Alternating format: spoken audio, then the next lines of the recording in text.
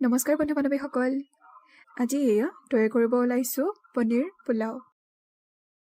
পোলাওৰ বাবে লৈছোঁ বাসমতি চাউল মই এই বাতিটোৰে 2 বাতি দিছোঁ। প্ৰথমে চাউলখিনি এবাৰ ভালদৰে ধুই লৈছোঁ।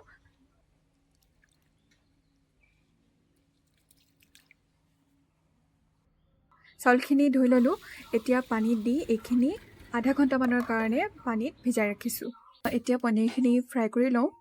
তাৰ বাবে টাৱা এখনত অলপ তেল দি পনীৰখিনি অলপ ভাজি লৈছোঁ।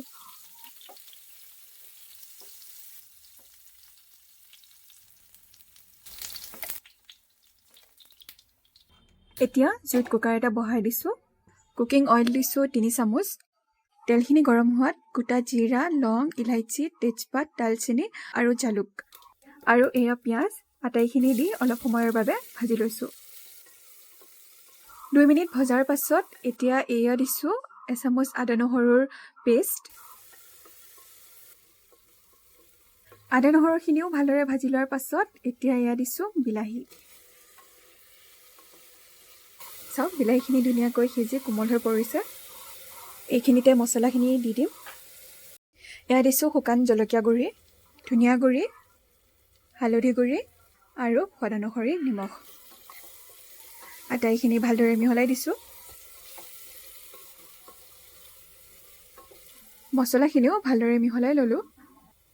এয়া দিছোঁ ফ্ৰেঞ্চ বিন, গাজৰ আৰু কেঁচা মটৰ।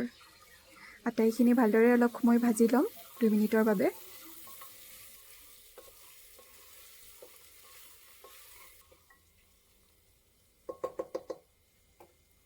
ধুই ৰখা চাউলখিনি দি দিছোঁ।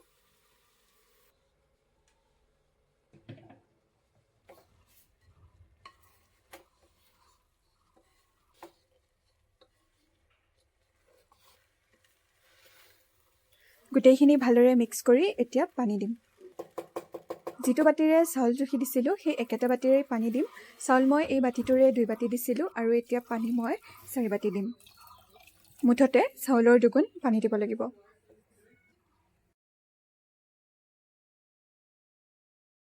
পনীৰখিনিও দি দিছোঁ। এতিয়া ঢাকনিখন বন্ধ কৰি এটা চিটি অহালৈকে ৰাখি দিছোঁ।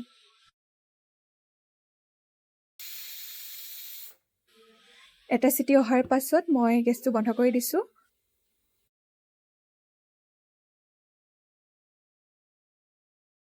আমাৰ পনীৰ পোলাও তৈয়াৰ। আপোনালোকেও এইদৰে পনীৰ পোলাও তৈয়াৰ কৰি খাওক। আশা কৰোঁ আপোনালোকে নিশ্চয় ভাল পাব। পুনৰ নতুন এটা সহজ আৰু ইণ্টাৰেষ্টিং ৰেচিপিৰ সৈতে আপোনালোকক লগ পাম। আজিলৈ আহিছোঁ। ধন্যবাদ।